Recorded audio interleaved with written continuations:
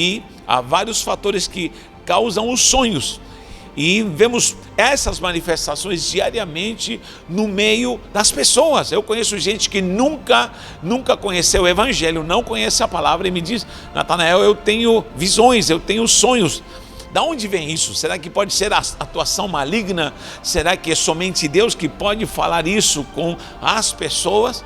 É algo interessante para se falar. Então, vá participando, vá escrevendo aí sua opinião e juntamente conosco estaremos entrando nesse tema que eu creio que é precioso em nome de Jesus. Eu quero desde já confirmar, eu pessoalmente acredito que Deus ainda fala com a igreja. Por quê? Primeiro, nós estamos no período eclesiástico chamado de últimos dias. Quando começam os últimos dias?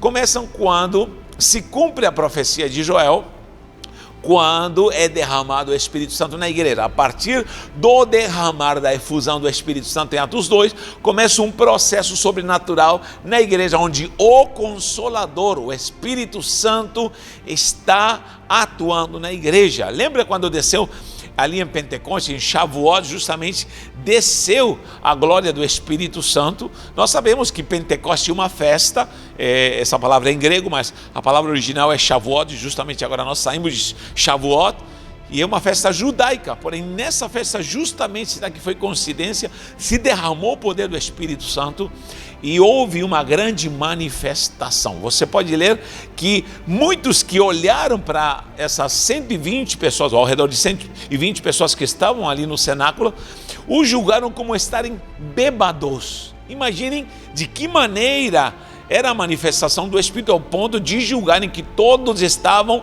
bêbados. Você já viu bêbado falando? Agora você já viu um grupo de bêbados? Agora 120 bêbados, que escândalo não seria? Como foi essa manifestação? Como foi esse agir do Espírito Santo? Eu sou suspeito para falar, querido, não sei se alguém me acompanha nesse raciocínio, mas eu nasci no meio do avivamento pentecostal, então sou suspeito para falar, mas eu sei que tudo deve ser feito com ordem, com decência, com doutrina, e isso é algo vital para mantermos a qualidade e a pureza e a santidade daquilo que é oriundo do Espírito Santo. Então eu pessoalmente acredito, eu vou à ação sobrenatural do Espírito trabalhando na igreja e a própria manifestação do apóstolo Pedro, quando ele se levanta para argumentar e dar uma explicação, agora tomado pelo Espírito Santo. Abra sua Bíblia em Atos, me acompanhe. Atos capítulo 2, versículo 14, me acompanhe, diz assim: então se levantou Pedro com os 11 e erguendo a voz, advertiu-os nesses termos: varões judeus e todos os habitantes de Jerusalém, tomai conhecimento disto e atentai às minhas palavras. Olha o 15, diz assim: esses homens não estão embriagados, não estão bêbados, não estão chapados, cheios de mosto, como estáis pensando, mas por ser a terceira hora do dia, ou seja, era de manhã. Mas o que ele diz no versículo 16? Mas o que ocorre é o que foi dito por intermédio do profeta Joel. Então ele vai à palavra, olha o que diz no versículo 17: e acontecerá nos últimos dias, diz o Senhor, que derramarei o meu espírito sobre toda a carne, e vossos filhos e vossas filhas profetizarão, vossos jovens terão visões e os vossos velhos sonharão. Olha só, ou seja, os filhos iriam profetizar, os jovens iriam ter visões e os velhos, até os velhos, iriam ter sonhos. Então temos a manifestação de visões e sonhos no meio dessa efusão, dessa promessa que começa a se cumprir e se cumpre até os dias de hoje. Então eu não posso tirar essa passagem e essa realidade no meio da igreja. Há pessoas que refutam e dizem que Deus não se manifesta mais. Deus ainda se manifesta.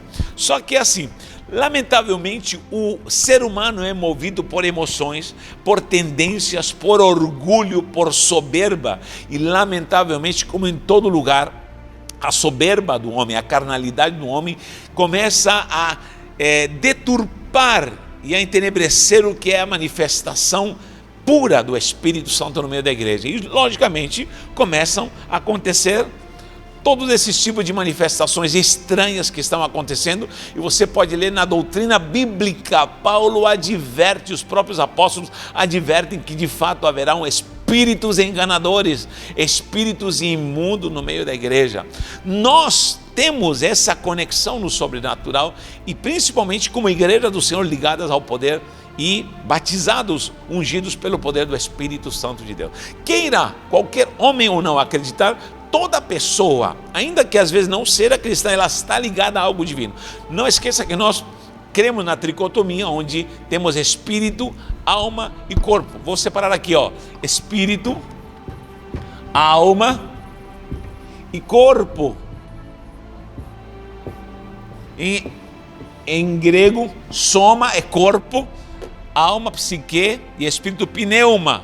Em hebraico temos alma é nefesh, espírito é ruach, que é o sopro de Deus, é a ação sobrenatural de Deus numa pessoa. Então, toda pessoa é dotada de espírito, toda pessoa tem uma alma, tem um lado espiritual, queira a pessoa acreditar ou não. Então, nesse lado da alma, primeiro espírito aqui, é todo tipo de intuição, todo tipo de manifestação que às vezes não se explica na ciência, logicamente é a conexão espiritual de um homem com Deus. Você pode ver que quando os colonizadores chegaram aqui na América, havia nativos, e todos os nativos, como em outros lugares do mundo onde encontraram nativos que nunca tiveram contato com a civilização, todos adoravam. Da onde surgiu a ideia do homem, essa ideia dentro dele, inata dele, para adorar? Adoravam uma pedra, outros adoravam a lua. Na minha terra, os incas adoravam o sol. Você vai ver os astecas mais para o norte. Enfim, você vai ver todos os povos tribais que estavam aqui, eles adoravam, e nessa necessidade de busca, então o espírito, ele tem a intuição, vou anotar aqui, intuição, temos a conexão, a comunhão, adoração, que é conhecida como comunhão. Aqui também temos a comunhão, a adoração, algo que me liga, a comunhão, algo sobrenatural. Temos também a consciência,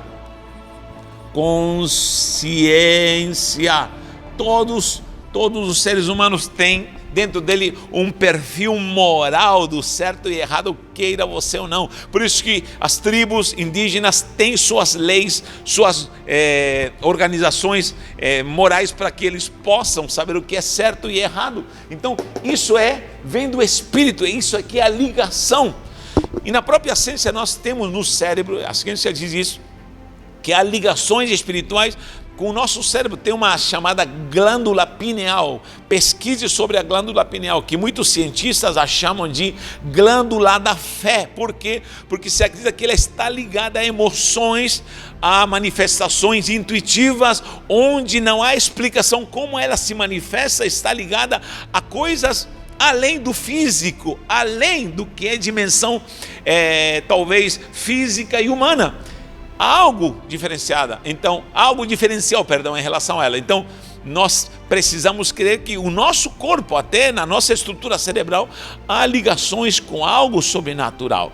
O próprio sistema límbico, você pode ver a amígdala, o próprio hipotálamo, toda essa estrutura ali. Eu já estudei partes do cérebro, suas funções, e é fantástico como o cérebro ele se manifesta não somente para trabalhar no meu corpo fisicamente, emocionalmente, no raciocínio, no pensamento, nas emoções, mas com algo sobrenatural. Então o que significa isso? O homem está dotado com uma estrutura até minúscula para se ligar a algo que não é a sua realidade.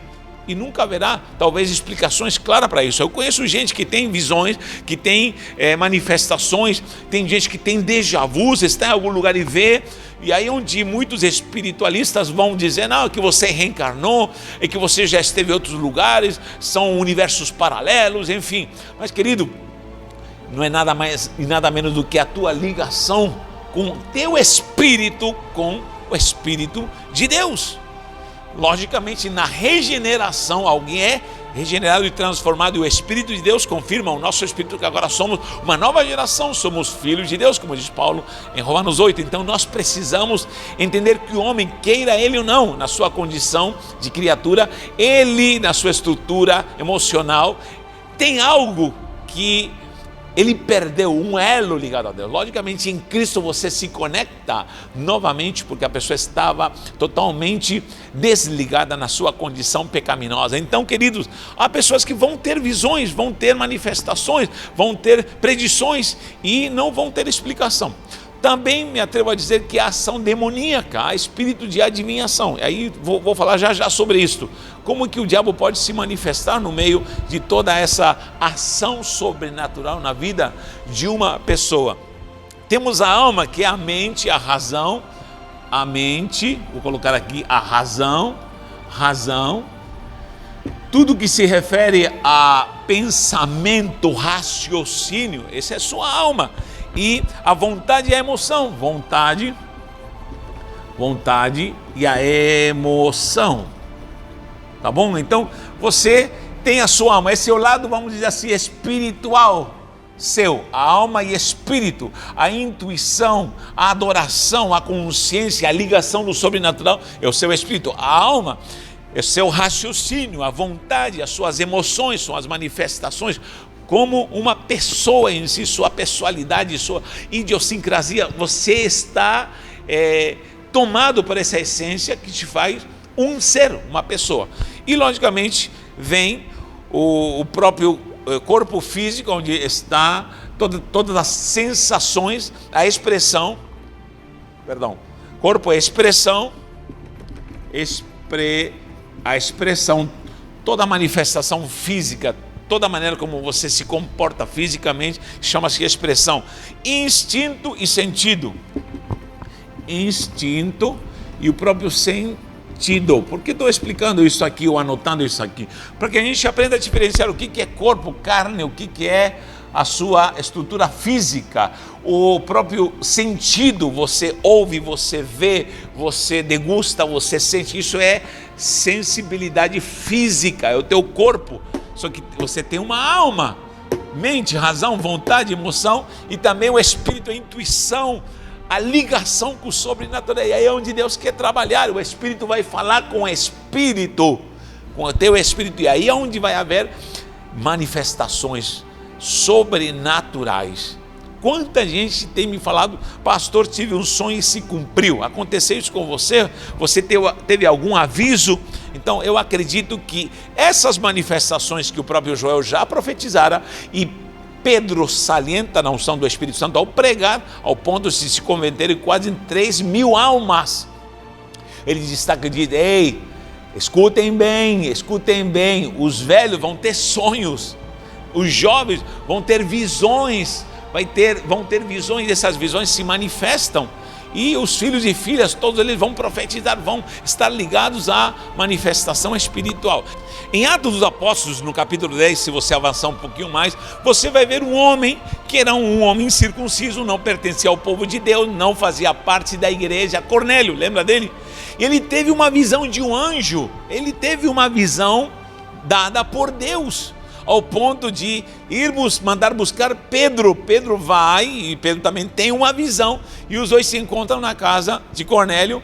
E o que acontece? Cornélio aceita Jesus, e o Espírito desce e se manifesta pela primeira vez para aqueles que eram gentios. Meu Deus do céu, é coisa tremenda. Então nós vamos ver na própria igreja de Atos manifestações dessa ordem, e tantas manifestações. A pergunta é: será que isso parou nos dias de hoje? Será que Deus não fala pelo seu Espírito através de sonhos, através de visões? Eu pessoalmente, você pode discordar comigo, mas eu acredito que Deus ainda se relaciona com a sua igreja, Deus ainda se manifesta com a sua igreja, e creio que há gente que está me escutando que acredita que já teve visões de Deus, revelações oriundas de Deus, e essas manifestações são pelo Espírito Santo para a edificação da igreja, tá bom? Então creia que Deus ainda opera essa ação sobrenatural no meio do seu povo. Pelo menos 3 coisas que nós vamos ter que tomar cuidado nessa manifestação sobrenatural.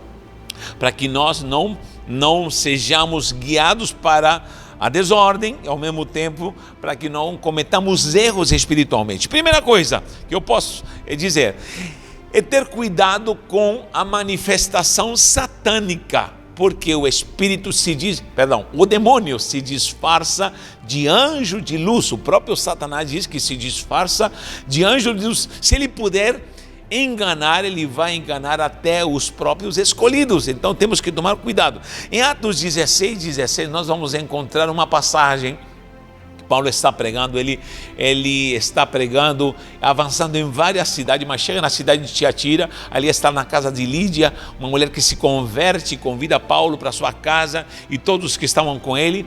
Mas o que acontece? Logo de manhã, na hora da oração, ao sair, diz que uma menina, que era uma escrava, uma serva, tomada por um espírito de adivinhação, ela começou a profetizar e falar algo assim coerente e certo. Olha só, o espírito de adivinhação.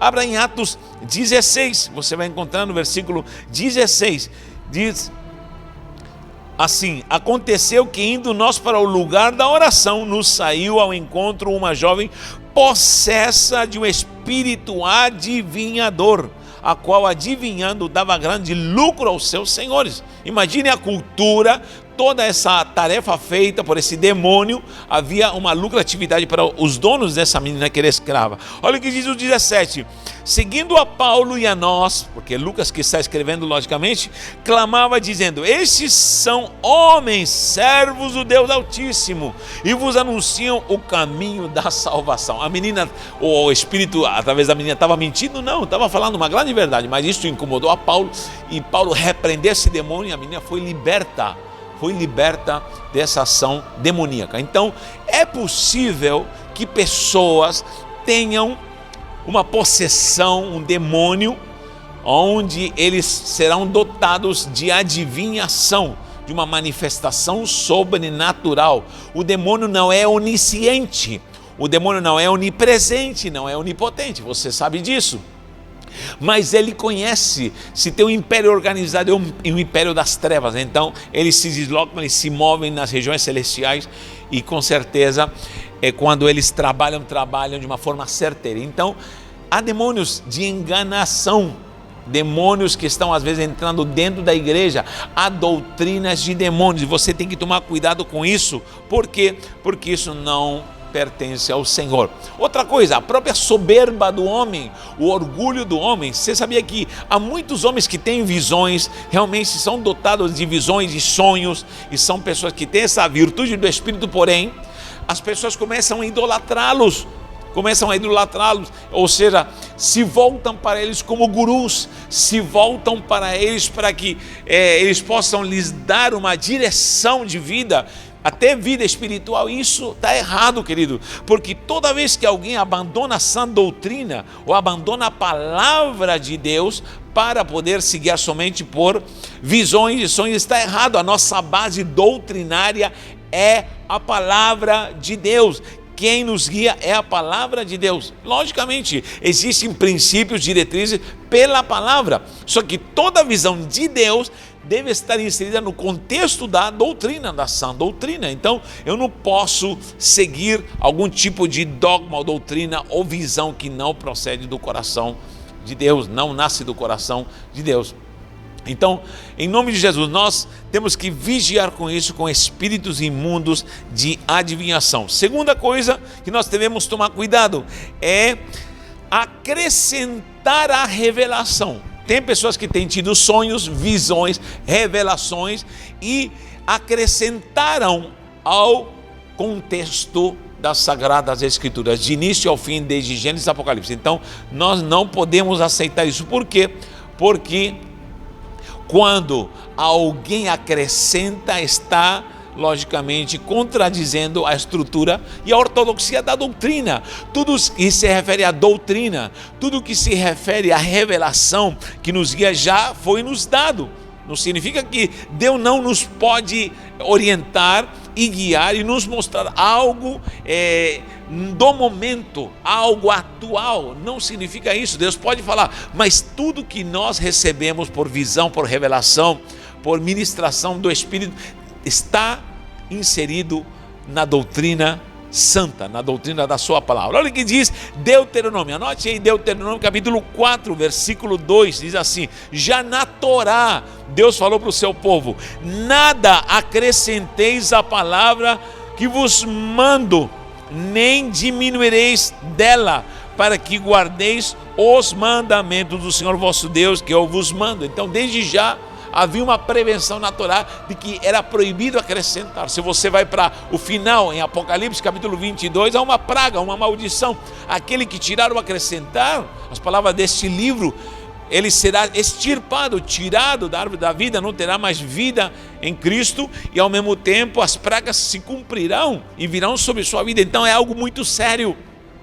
É algo muito sério. E quantas pseudo-religiões têm surgido, quantas doutrinas chamadas até cristãs, pseudo-cristãs têm surgido, porque homens têm tido visões de uma forma errada. Então, temos que tomar cuidado com a adivinhação e a ação maligna dentro, às vezes, da igreja. Isso é muito perigoso.